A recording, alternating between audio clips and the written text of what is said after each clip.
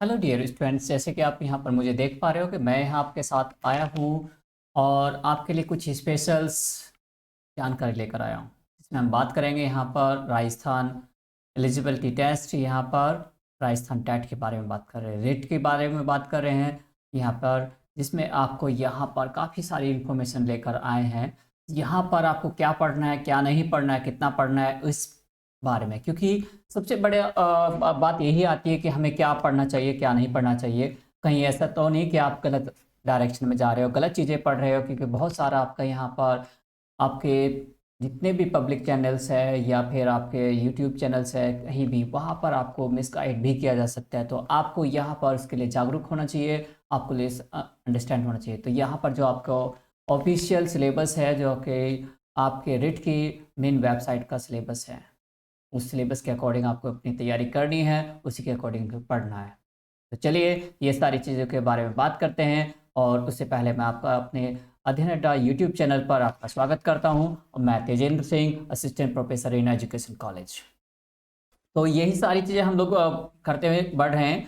तो यहाँ पर सबसे पहले आपको ये ध्यान रखना है, यदि आपको अध्यापक बनना है तो आपको यहाँ पर कैसे बनना है, वो सारी चीज़ें हम लोग डिस्कस कर रहे हैं। बस इतना कर लीजिए कि आपको जो ये सिलेबस दिखाया जा रहा है, जो आपको यहाँ पे बताया जा रहा है, इसको पढ़ लेंगे तो आपको एकदम क्लियर हो जाएगा। सारे डाउट, सारी चीज़ें, आपको कहीं भी जाने की ज़रूरत नहीं। या फिर आप हमारे एप्लीकेशन को भी डाउनलोड कर सकते हो, ऑनलाइन भी है आपकी। और अध्ययन अड्डा आपके प्ले स्टोर से भी इसे आप डाउनलोड कर सकते हैं। या फिर कोई क्वेरी है तो आप हमें व्हाट्सएप कर सकते हैं, या कॉल या मैसेज भी कर सकते हैं। आप अपने कमेंट सेक्शन में भी आप अपने कमेंट कर सकते हैं। यदि आपको ये वीडियो में कुछ जानकारी अच्छी लगती है तो आप इसे लाइक करिए, शेयर करिए और अपने दोस्तों तक पहुंचाइए। तो चलिए देखते हैं यहाँ पर सिलेबस में आपको पढ़ना क्या है।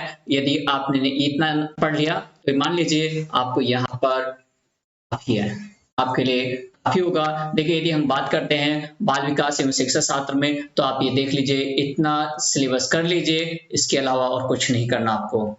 सारी चीजें हो जाएगी और अंडरस्टैंड हो जाएगी। तो बाल विकास में मैं आपको यहाँ पर इससे डिटेल में सिलेबस को अलग से बताऊंगा। तो यहाँ पर आपको उस वीडियो में भी आप देख सकते हैं पूरा सिलेबस, तो नॉलेज वहां से भी ले सकते हैं। बाल विकास वृद्धि और विकास की संकल्पना, विकास के सिद्धांत एवं आयाम, विकास को प्रभावित करने वाले तत्व, विशेषकर परिवार और विद्यालय के संदर्भ में अधिगम से संबंधित इनका संबंध, वंशानुक्रम में वातावरण की भूमिका। और इसके कुल मिलाकर यहाँ पर आपको जो पेडागोजी के क्वेश्चंस हो गए वो 30 क्वेश्चंस हो गए, 30 मार्क्स के हो गए। आपको यहाँ पर वंशानुक्रम, वातावरण की भूमिका और अधिगम से संबंधित क्वेश्चंस हो गए, व्यक्तिगत और रिलेटेड क्वेश्चंस हो गए। इन्हें आप अपने स्क्रीनशॉट भी कर सकते हो, यदि आप चाहें तो आप इनको अपने लिए सेव भी कर सकते हो। ये हमारा हिंदी में रिटन है। इसी तरीके से ये हमारा सिलेबस आपको इंग्लिश में भी आपको यहाँ पर मिल जाएगा, तो आप इसे इंग्लिश में भी देख सकते हैं। आपको यहाँ पर कोई भी डाउट होता है तो हमसे पूछ सकते हैं। ठीक है, यहाँ पर बस केवल मैं आपको दिखा रहा हूँ कितना सिलेबस आपको पढ़ना है, इसके अलावा आपको कुछ नहीं पढ़ना। बाकी डिटेल में नेक्स्ट वीडियो में आप देख लीजिएगा। और दूसरा, इसके अलावा मैं दूसरे यदि सब्जेक्ट की बात करता हूँ यहाँ पर, तो यहाँ पर आप देख सकते हैं। ठीक, तो यहाँ पर ये हो गया आपका पेडागोजी। और इसके अलावा हम लोग यहाँ पर मैथ्स की तरफ पढ़ते हैं। मैथ्स में आप यहाँ पर देख पाओगे, ये आपका, ठीक है, मैथ्स का सिलेबस है। संख्या और संख्याओं से संबंधित यहाँ पर 1 करोड़ तक की पूर्ण संख्या है, स्थानीय मान, तुलना, गणितीय मूल संक्रिया, जोड़, बाकी, गुना, भाग, जोड़, ठीक है, जिसे हम कहते हैं माइनस, बाकी को मतलब माइनस कहते हैं, सबसेक्शन कहते हैं, भाग, भारतीय मुद्रा, भिन्न अवधारणाएं, उचित, भिन्न और भिन्न से संबंधित क्वेश्चन हो गए, औसत, लाभ हानि से संबंधित हो गए, ब्याज से संबंधित हो गए, धारता, क्षेत्र मापन से संबंधित क्वेश्चन हो गए, गणित, प्रकृति से संबंधित।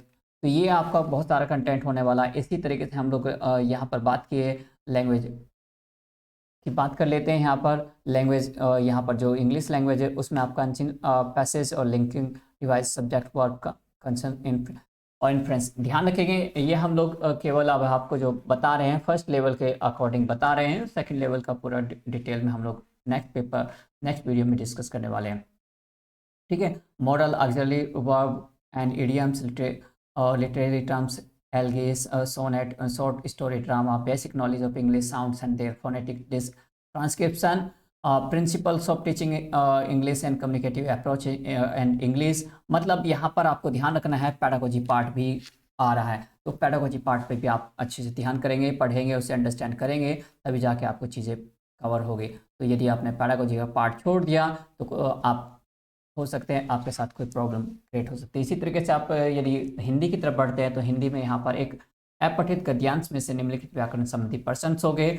शब्द ज्ञान तद्भव, देशज, विदेशी शब्द, पर्यायवाची विलोम शब्द, एकार्थी शब्द, उपसर्ग, प्रत्यय, संधि और समास, संज्ञा, सर्वनाम, विशेषण, अवयव। एक अपठित गद्यांश में से निम्नलिखित बिंदुओं पर प्रश्न हो गए। रेखांकित शब्दों का अर्थ और स्पष्ट करना, वचन, काल, ठीक है, लिंग आदि ज्ञात करना, दिए गए शब्दों का वचन, काल और लिंग बदलना, वाक्य रचना, वाक्य के अंग, वाक्य के प्रकार, पदबंध, मुहावरे, लोकोक्ति, भाषा की भाषा भाषा की विधि, शिक्षण विधि। और मतलब यहाँ पर हिंदी ग्रामर के अलावा आपको हिंदी पेडागोजी भी आएगा, जिसमें आपको यहाँ पर महारत हासिल करनी है। और यदि हम बात करें यहाँ पर ईवीएस के सिलेबस की, तो उसे आप देख लीजिए यहाँ पर ईवीएस में क्या क्या आने वाला है, जिसे आपको यहाँ पर पढ़ना होगा, जो काफ़ी इम्पोर्टेंट होने वाला है। ये आपका ईवीएस का सिलेबस है, जिसमें हम यहाँ पर परिवार, वस्त्र, आवास, व्यवसाय, सार्वजनिक स्थल और संस्थाएं तथा हमारी सभ्यता, संस्कृति, परिवहन और संचार, अपने शरीर की देखभाल और सजीव जगत, पदार्थ एवं ऊर्जा से संबंधित क्वेश्चंस हो गए। यहाँ पर इससे रिलेटेड आपका पेडागोजी पार्ट होगा। तो बहुत सारे क्वेश्चंस हैं जो कि आपको यहाँ पर करना है, बहुत सारा कंटेंट है, ये आपको पढ़ लीजिए। यदि आपने ये सारा कुछ पढ़ लिया तो आप भी मान लीजिए आप अपने लक्ष्य प्राप्त कर लोगे, अदरवाइज आप भटक जाओगे। ये जो कंटेंट मैं आपको बताया, इतना ही पढ़ना है आपको, इसके अलावा कुछ नहीं पढ़ना, ठीक है। क्योंकि यदि आप इस सिलेबस से बाहर जाओगे तो आपको बहुत सारी कठिनाइयां आ सकती है, बहुत सारी समस्या आ सकती है, आप अपने मार्गदर्शन, अपने मार्ग से भटक सकते हो बस।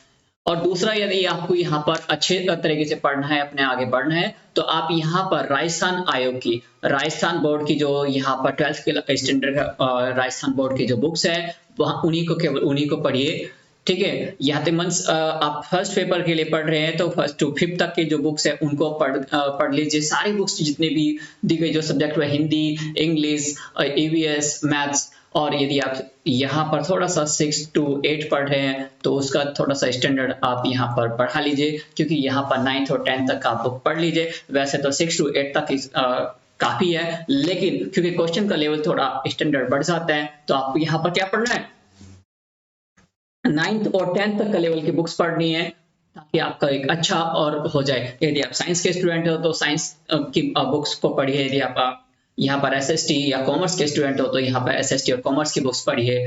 तो और यहाँ पे बहुत सारे क्वेश्चन पूछे जाएंगे, मीन्स यहाँ पर आपको, क्योंकि कॉमर्स तो होता नहीं 6 to 8 तक का क्लास में, तो वहां पर आपको एसएसटी में यहाँ पर नागरिक शास्त्र, भूगोल, यानी कि हमारा परिवेश पढ़ना है। और यदि आप एनसीईआरटी पढ़े हो तो फिर भी आपको यहाँ पर राजस्थान बोर्ड की बुक्स जरूर पढ़िए, ताकि आपको यहाँ पर सफलता मिल सके। बस इतना पढ़ लोगे तो आपको कोचिंग लेने की जरूरत नहीं पड़ेगी। आपके पास 3 महीने में देखते हैं आप कितना सारा कुछ कर ले। तो दूसरा, थोड़ा सा यहाँ पर बता दे, अभी तक का कोई जीएस के बारे में कोई क्लियरेंस नहीं, जीएस का पार्ट कितना आना है, कितना आपको तैयारी करना है, ये थोड़ा सा नोटिफिकेशन और फाइनल आ जाएगा। जिस दिन से फॉर्म आपके भरे जाएंगे उस दिन आपको सारी चीजें क्लियर हो जाएगी।